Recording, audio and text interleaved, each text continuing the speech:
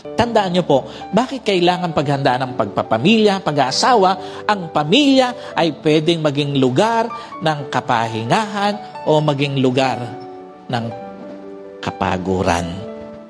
Sabi doon sa Nehemiah chapter 4 verse chapter 14b. Ang sabi doon, huwag kayong matakot sa mga kaaway, alalahanin nating dakila at kamangha-mangha si Yahweh. So, meron pa ba yung kasunod? Ipagtanggol ninyo ang mga kababayan, ang inyong mga anak, ang inyong mga asawa, at mga tahanan. Alam niyo po, ang marriage, ang pamilya, sino po naniniwala? Pwedeng maging lugar ito ng kapahingahan mo o pwedeng maging lugar din ito ng kapaguran mo. Pansinin niyo, bakit may mga asawa halos hindi maintay ang oras ng pag-uwi sa trabaho, madaling umuwi, makita lang yung asawa niya. Totoo po ba? May mga ganitong asawa? Hindi maintay yung oras, gustong makauwi kagad kasi alam niya, nag-iintay sa kanya yung asawa niya. Pero, bakit may mga asawa, kahit Sabado at Linggo, gusto magtrabaho? Totoo po ba? Nangyayari yan? Huwag lang makita yung asawa niya. Alam niyo po, yung reality kasi, yung tahanan natin, yung asawa natin, pwede maging lugar ng kapahingahan natin o kapaguran natin eh. Alam niyo po, pansinin niyo, bakit nangyayari yon? Kasi nga may mga tao, ang dating at ang impact sa kanilang marriage, para sa kanila kapaguran niya yon, yung asawa niya. May mga tao, ang impact, dumarating dun sa point na napapagod na sa kanilang marriage. Totoo po ba nangyayari yon? May mga marriage nga, hindi na nakatawid eh. Di ba? Kasi napagod na magmahal. Napagod na makasama ang piniling tao sa kanilang buhay. May mga asawa, hindi na sabik umuwi ng bahay eh. Ang tanong, bakit nangyari yon? Una, sa halip ipaglaban ng asawa, kinakalaban eh. Alam niyo po, napakalungkot na mukha ng buhay may asawa. Sa halip na kayo yung magkakampi, kayo pa yung magkalabang mortal. Sa halip na kayo yung laging magkausap, kayo pa yung hindi nag-uusap at nag-iiwasan sa loob ng bahay. Nangyayari po ba yun? Madalas. Alam niyo po, sa halip na kayo yung nag-aalalayan, kayo pa yung nagsasakitan ng kalooban. At sa halip na kayo yung magproteksyonan sa isa't isa, minsan, yung mag-asawa pa ang nagsisiraan. Ang tanong, bakit mo kinakalaban ang asawa mo na araw at gabi kasama mo? Ang tanong, bakit mo sinasaktan ang asawa mo na araw at gabi kasama mo? At bakit mo sinisiraan ang asawa mo na araw at gabi kasama mo? And more than that, kakumpletuhan mo. Dapat malinaw sa'yo. Kung meron mang hindi ka dapat sinasaktan, asawa mo. Kung meron kang hindi dapat sinisiraan, asawa mo. Ikalawa, alam niyo po, again, sa halip iparamdam ang respeto, kahinaan at pagkakamali ang nakikita eh. Kung bakit ganon ka-importante na mapaghandaan ng isang tao ang pagpapamilya, pansinin nyo, may mga asawa ang bait-bait sa iba, again, pagdating sa asawa, ang sungit-sungit. May mga asawa ang haba ng pasensya sa iba, pagdating sa asawa, walang pasensya. At may mga asawa, ang giliw-giliw sa iba, pero pagdating sa asawa, parang kalabang mortal. Sobrang irony na supposed to be yung asawa mo na dapat unang recipient ng kabaitan mo, siya pa napapagkaitan mo.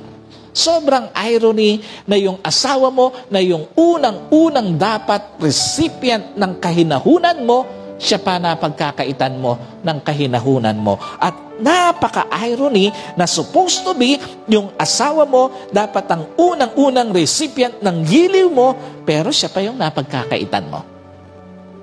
At dahil doon, sa halip manabik umuwi, may mga asawa gusto pa nasa labas ng bahay. Gusto pa nasa trabaho. Dahil doon, sa halip maging lugar ng kapahingahan, ang kanilang tahanan, ang kanilang relasyon, nagiging lugar ng kapaguran nila. Finally, bakit kailangan mapaghandaan ang pag-aasawa?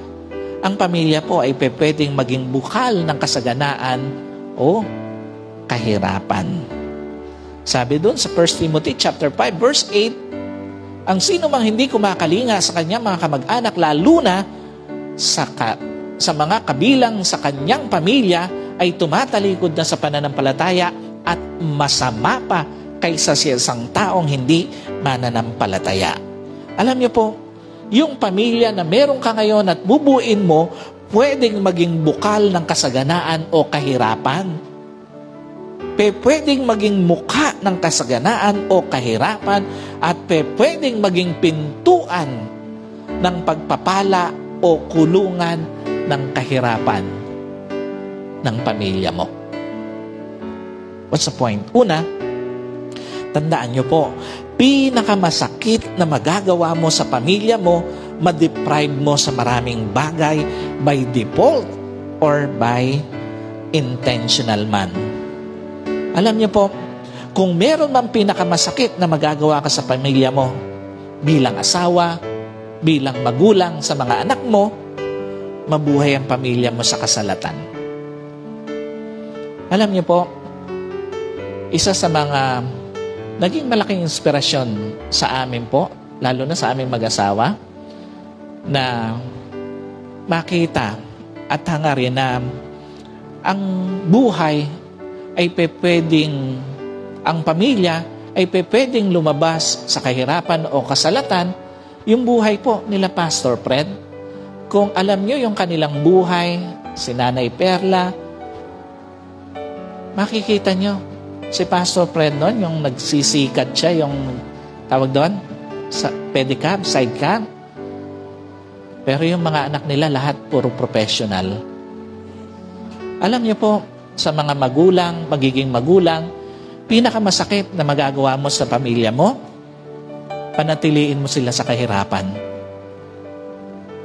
Kasi nga, pwedeng sinilang ka na mahirap, pero wala namang mananatiling mahirap kung magsisikap. Totoo po ba yun? Wala namang tao na mananatiling mahirap kung gagawin ang lahat para sa pamilya. Alam niyo po, pinakamasakit na magagawa mo para sa asawa mo, yung mabuhay ang asawa mo sa pangungutang. Sa mga asawa po, pwedeng sa una, pero wag naman yung may edad na yung asawa natin, may edad na tayo, mabubuhay pa rin sa pangungutang. Wag nating gawin sa asawa natin yon. At the same time, mabuhay yung mga anak mo na hindi nila alam yung ibig sabihin ng kasaganaan. Sa mga magulang po, sa mga magiging magulang, pinakamasakit na magagawa mo para sa mga anak mo, ma-deprive sila sa kasaganaan. Wag nating buhayin, sanayin yung mga anak natin na puro kahirapan na lang ang nararanasan sa buhay. Si Kuya Noel, pumupunta pa sa koridor para lang sa mga anak. Ngayon, nasa ibang bansa si Pastora Jen. Yung bunso nila, si Kiel. Sa hindi nakakaalam, magsasampung taon na ata sa college. At least, nag-aaral pa rin. At mag-aaral pa sa ibang bansa. Hindi pa nasiyahan dito sa Pilipinas, mag-aaral pa sa Canada. Pero alam nyo, pinapakita rito ng Panginoon,